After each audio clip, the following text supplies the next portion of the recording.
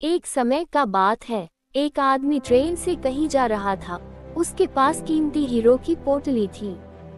उस आदमी को 2 दिन और 2 रात ट्रेन में गुजारने थे, क्योंकि उतना उसको सफर करना था और उसे कहीं पहुंचना था।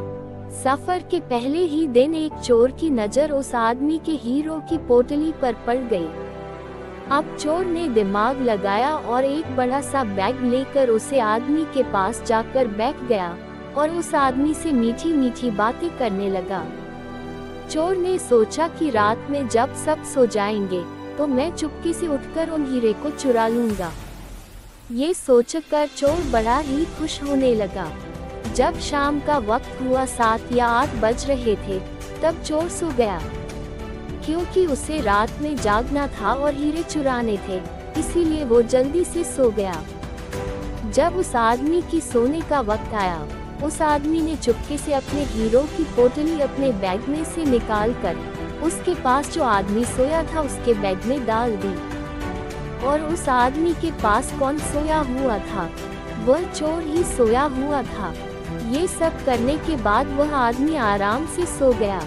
रात के जब 2-3 बज रहे थे, तब वो चोर उठा और उसने देखा सब लोग सो गए हैं। फिर उसने उस आदमी के बैग को अपनी तरफ खींचा और उस बैग को पूरा चेक कर लिया। उस बैग में कुछ नहीं मिला। वो परेशान हो गया। सारी रात उसे आदमी के बैग को चेक करने के बाद जब उसे कुछ न मिला, तब उसने देखा कि सुबह के 4 बजे रहे थे, तब वह सो गया।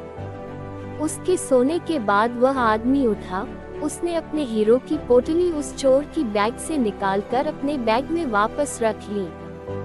जब सुबह हुई और वो चोर सोकर उठा, उसने देखा कि हीरो की पोटली तो उस आदमी के पास ही है। उसे लगा कि मैं रात मैंने कुछ गड़बड़ की है। शायद उस आदमी के बैग को अच्छे से चेक नहीं किया। उसने फिर से प्लान बनाया कि इस रात बैग को अच्छे से चेक करना पड़ेगा। वह चोर फिर से शाम होती ही 7 बजे जल्दी से सो गया और उस आदमी ने फिर से अपने हीरो की पोटली को अपने बैग से निकालकर उस चोर के बैग में डाल दी। चोर रात में फिर से उठा, उस आदमी के बैग को खींचा, फिर से ढूंढने लगा, लेकिन हीरे नहीं मिले। वह परेशान होकर फिर से सो गया। वह आदमी सुबह के 5 बजे उठा, अपनी हीरो की पोटली चोर की बैग से निकलकर अपने बैग में वापस डाल दिया। जब सुबह हुई, स्टेशन आया, वह आदमी स्टेशन पर उतरा तो चोर उसके पास आकर कहने लगा, मैं जिंदगी में कभी चोरी नहीं करूंगा, बस मुझे इतना बता दो कि हीरो की पोटली रखी कहाँ थी।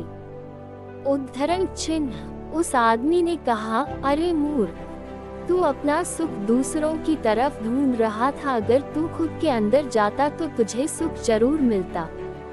अगर तू अपने गिरेबान में झांकता तो तुझे पता चलता कि तू चोर नहीं, मालिक था।